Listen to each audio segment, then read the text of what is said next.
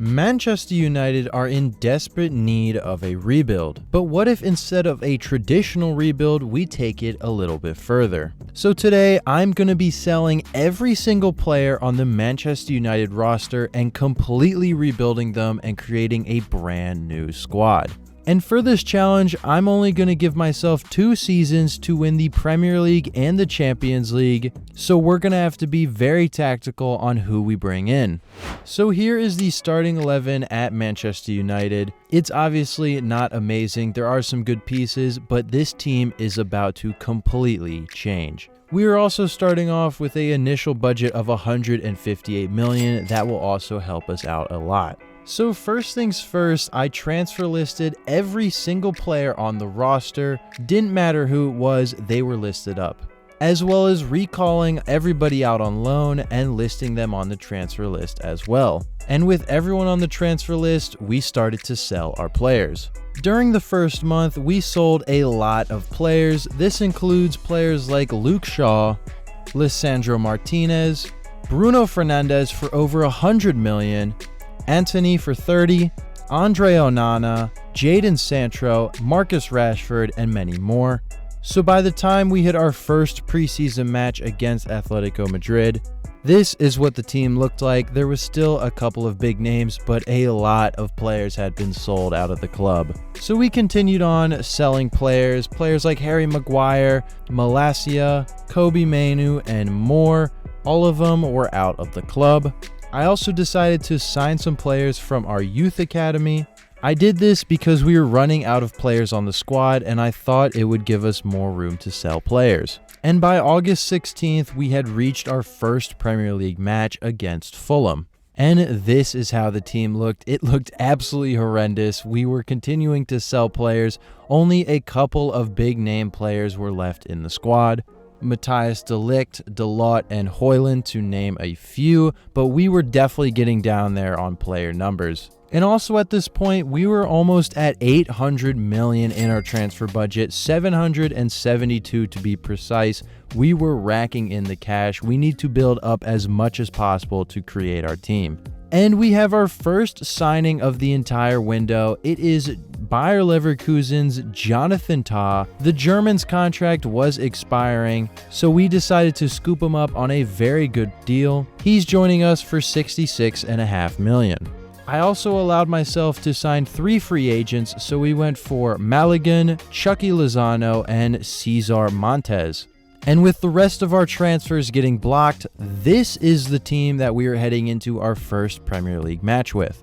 Definitely a very long way to go. This team still needs a ton of changes. But in that match, however, we did end up getting a 1-0 victory somehow with this incredibly terrible team. So after that match, we sold the rest of our remaining players, including Højlund, Mazraoui, and Diogo Dalot, so we were ready to build our team. So as our next signing, we went in for a versatile attacker. He's had a great season at Atalanta. We're signing Ademola Lookman. We managed to pick him up for 62 million. Next up, we decided to sign a new right winger. Leroy Sané had a contract with less than a year remaining, so we decided to go for him. We signed him from Bayern for 38 million. Next up was a new goalkeeper, another player from Atalanta, Marco Carnesci for 52 million.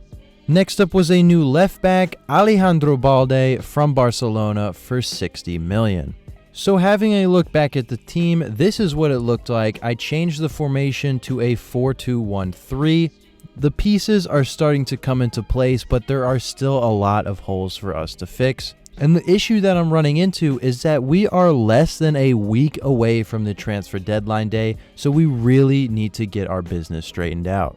So we got straight back into the business. We signed Manuel Locatelli from Juventus for 59 million. Ryan Gravenberch joined us from Liverpool for 64 million. We signed Dusan Vlahovic for 58 million. Willian Pacho for 64 million. As well as a new right back, Malo Gusto, for 45 million. So now, despite our good transfers, we have reached the beginning of deadline day and we still have some holes left to fill. This is what the team looks like. We have basically a full starting 11, except we are missing a attacking midfielder, and I also need to sign some players for the bench. And looking at our budget, we still have 233 million, so we should be able to get some quality players in those positions. So in the attacking mid-role, we decided to go out and spend a little bit of money. We went for RB Leipzig's Xabi Simons. We actually managed to get a really good deal because Matthias de Ligt was our last good player left on the roster. So we managed to get a swap deal with him and 45 million headed to RB Leipzig's way. So with Xavi Simons into the team, the starting 11 was completely done and all we needed to do was worry about the bench. And with our 188 million, we signed Dennis Zakaria for 34 million, Angel Correa for 30, Gabriel Jesus from Arsenal, Davison Sanchez for 33 million, Ola Aina from Nottingham Forest, as well as Angel Di Maria from Benfica. So with that, we had completed the team. The starting 11 was filled out. The bench was filled out. We have completely re-innovated Manchester United. And yes, the budget was completely used up. We only had 123,000 left. So now this is the team we have to use for the next 2 seasons. Remember, I'm not allowed to make any more changes, so let's see how we do in season 1. Jumping forward to January 1st, we were sitting on 47 points in second place. We were doing absolutely fantastic. We were sitting only 3 points behind Manchester City in first place. We were also undefeated on the season, yet still in second place, 14 wins and 5 draws. We were doing absolutely amazing.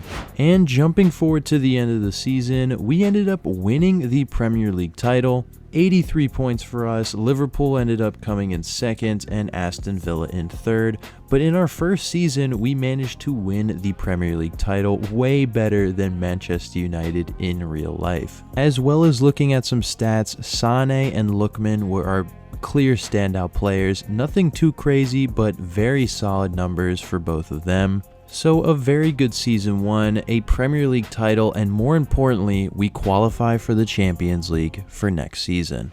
So here we are, season 2. This is how the team looks. It is new and improved. We're not allowed to make any transfers, remember, so this is what it's going to have to go into.